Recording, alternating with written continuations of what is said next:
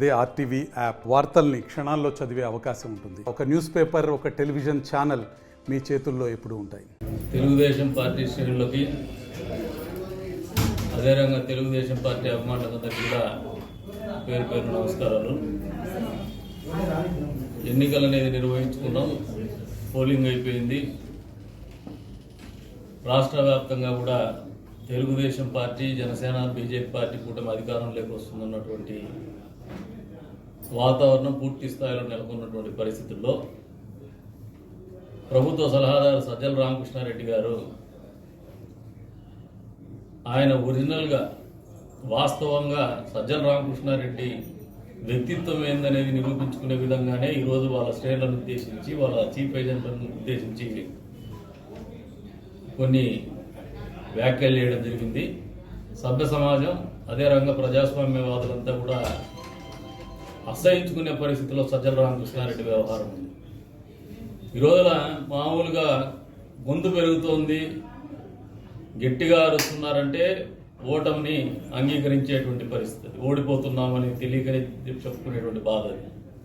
ఆ బాధ, ఆ ఓటమిని తట్టుకోలేక సజ్జల రామకృష్ణారెడ్డి ఈ రకంగా రూల్స్ పాటించినటువంటి వ్యక్తులే వాళ్ళకు కావాలని వాళ్ళ ఒరిజినల్ క్యారెక్టర్ బయట పెట్టుకున్నాడు. మామూలుగా జగన్మోహన్ రెడ్డి గారు కావచ్చు, ఆయన బృందం కావచ్చు, ఆయన పార్టీ కావచ్చు, ఇప్పుడు కూడా రూల్స్ పాటించేటువంటి పార్టీ కాదు, నాయకులు కాదు. దానికి భిన్నంగా వాళ్ళ ఆలోచన కూడా చేయలేదు. కానీ తెలుగుదేశం పార్టీ కానీ, మనకు తెలుగుదేశం పార్టీలో చంద్రబాబు నాయుడు గారు, స్వర్గీయ నందమూరి తారక రామారావు గారు పార్టీ పెట్టిన తర్వాత సిద్ధాంతాలకు, క్రమశిక్షణకు మారుపేరుగా ఉన్నటువంటి పార్టీ తెలుగుదేశం పార్టీ. ఈ రోజున ప్రజాస్వామ్యవాదులకి తెలుగుదేశం పార్టీ కుటుంబ సభ్యులందరూ కూడా, కదిరి నియోజకవర్గంలో ఉన్నటువంటి వాళ్ళందరూ కూడా ఒకటే విజ్ఞప్తి చేస్తాం: చట్టబద్ధంగా పోదాం, చట్టాన్ని గౌరవిద్దాం. ఎన్నికలు నిర్వహించుకోగలిగినాం, ఎన్నికల్లో గెలవబోతున్నాం, ప్రభుత్వంలో భాగస్వాములు కాబోతున్నాం. కాబట్టి కౌంటింగ్ రోజు కూడా, కౌంటింగ్ ముందు రోజు కానీ, కౌంటింగ్ తర్వాత కానీ ఎక్కడ కూడా అవాంఛనీయ సంఘటనలకి ఎవరైనా మిమ్మల్ని ప్రేరేపించినా, లేదంటే రెచ్చగొట్టేటువంటి వ్యాఖ్యలు చేసినా సంయమనం పాటించమని చెప్పేసి విజ్ఞప్తి చేస్తూ ఉన్నాను. ఇది మనందరి విజయం కాబోతుంది.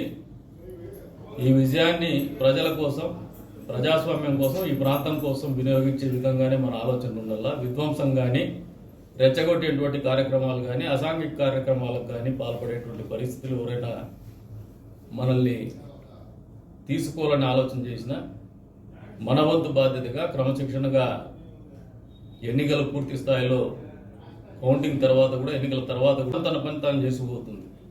పోలీసు వారు కూడా పదే పదే హెచ్చరిస్తున్నారు. గతంలో జరిగినటువంటి సంఘటనలను దృష్టిలో పెట్టుకొని ఎలక్షన్ కమిషన్ కూడా చాలా పట్టుదలగా, ప్రశాంతంగా ఎన్నికలు నిర్వహించాలా. గతంలో జరిగినటువంటి సంఘటనల మీద బాగా కోపంగా కూడా ఉన్నారు. చట్టపరంగా కూడా చర్యలు తీసుకుంటున్నారు. చట్టాన్ని నమ్ముదాం, పోలీసు వ్యవస్థను కూడా నమ్ముదాం, ఎన్నికల్ని సజావుగా నిర్వహించుకుందామని చెప్పేసి కూడా అందరికీ కూడా పిలుపునిస్తున్నాను. మనకు ఏదైనా గ్రీవెన్స్ ఉంటే కన్సర్న్ అథారిటీస్ ఉన్నారు, రిటర్నింగ్ ఆఫీసర్ కానీ, అక్కడే పోలీస్ ఆఫీసర్స్ ఉంటారు, వాళ్ళకు కూడా విజ్ఞప్తి చేద్దాం, తద్వారానే పరిష్కరించుకుందాం. కానీ ఎక్కడ కూడా గొడవలకు కానీ, అవాంఛనీయ సంఘటనలకు కానీ పాల్పడొద్దని చెప్పేసి విజ్ఞప్తి చేస్తాను.